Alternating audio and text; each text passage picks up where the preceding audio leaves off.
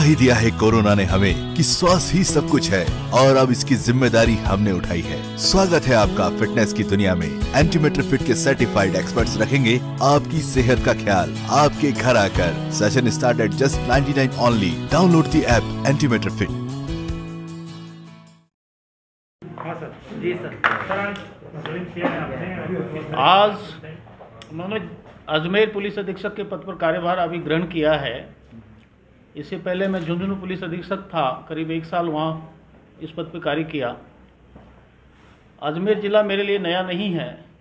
वर्ष 2007-08 में additional SP Ajmer ग्रामीण के पद पर मैं कार्य कर चुका हूँ। यद्यपि कार्यकाल अल्प रहा था, लेकिन करीब 5-6 महीने का अनुभव है।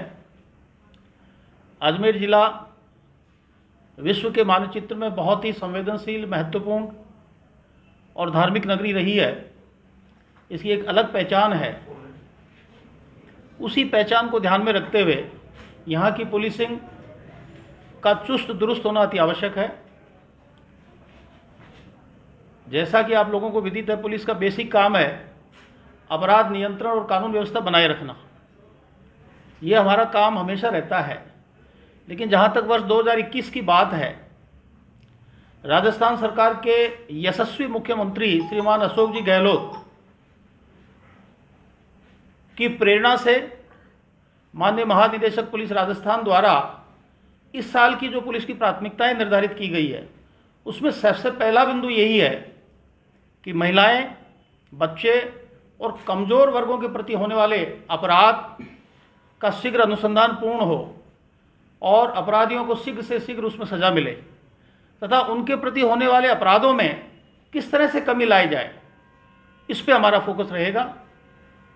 इसके साथ ही अजमेर ज़िले में ऑर्गेनाइज्ड क्राइम्स भी होते हैं, उसको किस तरह से हम उनकी गिरोह तक पहुँचें और उस गिरोह को ख़त्म करें, ये हमारी प्राथमिकता रहेगी। इसके अलावा आपने देखा होगा कि पूरे देश में एक्सीडेंट्स बहुत होते हैं। राजस्थान में करीब 10,000 मौतें हर साल हो जाती है एक्सीडेंट्स में। उस बात को ध्यान में रखते हुए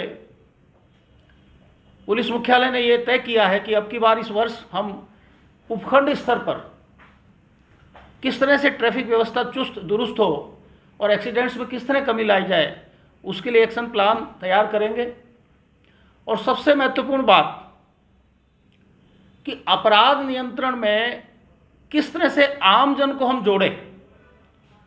एक तरह से कम्युनिटी पुलिसिंग का जो दौर चल रहा है, उसमें किस तरह से जनता की भागीदारी से हम अपराध पर नियंत्रण करें, इस पे हमारा फोकस रहेगा। इसके अलावा जो हमारी प्रशासनिक प्राथमिकताएं हैं, उसमें विभिन्न पुलिस कार्यालयों के जो परिसर है, पुलिस लाइन है, थाने हैं, उनमें साफ सफाई और सौंदर्यीकरण तथा वर्तमान में जो आधुनिक तकनीक है उसका प्रयोग किस तरह से पुलिसिंग में हो ताकि पुलिस की कार्यप्रणाली तीव्र हो, अधिक सुगम हो और आम जन तक उसकी पहुंच आसान हो। इन सब बातों को ध्यान में रखते हुए आप सब लोगों के सहयोग से मेरी अजमेर ज़िले की पूरी पुलिस की टीम मिलकर काम करेगी। मैंने झुंझुनू में भी पुलिस का जो सबसे महत्वपूर्ण पार्ट है उस पर गौर करके कि पुलिस के वेलफेयर का ध्यान रखते हुए पुलिस कर्मियों का कल्याण उनकी पहली प्राथमिकता को ध्यान में रखते हुए और किस तरह उनसे टीम वर्क से काम लिया जाए, ये मेरी बेसिक प्राथमिकता रहेगी। हमारे पुलिसकर्मी विभिन्न तनाव में रह करके ड्यूटी दें, उससे हम अच्छे रिजल्ट की उनसे आशा नहीं कर सकते। इसलिए सबसे पहले हमारे पुलिसकर्मी बिना तनाव के अपनी ड्यूटी संपादित करें, इस हेतु हमारा पूरा फोकस रहेगा। उनकी जो वर्किंग कंडीशंस है उस पर विचार करके किसी भी तरह उन्हें तनाव में नहीं रखें, इस बाबत हम प्रयास करेंगे।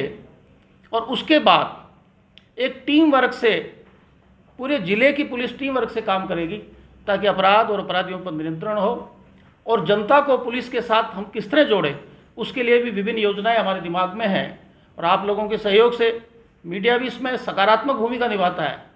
मुझे पूरा विश्वास है कि अजमेर ज़िले का मीडिया पुलिस के साथ जनहित के काम में, अपराध नियंत्रण के काम में कंधे से कंधा मिलाकर काम करेगा और हम सब मिलकर के जनता को एक बेहतर सर्विस दे सकें, इसका पूरा प्रयास करेंगे।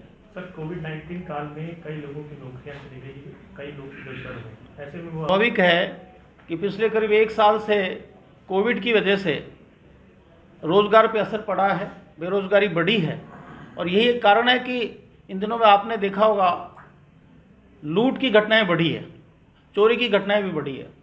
लेकिन हमारी सरकार भी सक्रिय है और पुनः आपने देखा होगा अर्थव्यवस्था अपनी पटरी पर लौट रही है, रोज़गार के साधनों का सृजन हो रहा है और हमारा युवा वर्ग निश्चित रूप से रोज़गार प्राप्त करने के बाद अपराधों से दूर रहेगा। लेकिन वर्तमान में हमें अधिक चौकस रहने की आवश्यकता है कि इस तरह के जो अपराध लूट नकबजनी के हैं वो कम से कम हो या बिल्कुल नहीं हो। इसके लिए पुलिस पूरी तरह से चाक चौबंद रहेगी, गश्त नाकाबंदी को मजबूत करेंगे और आसूचना तंत्र के माध्यम से उन मुलजिमों तक पहुंचने की कोशिश करेंगे जो अपराध करें ही नहीं, और पहले ही उनको प्रोएक्टिव पुलिसिंग के माध्यम से और सलाखों के पीछे भेजें। ऐसा हमारा प्रयास रहेगा।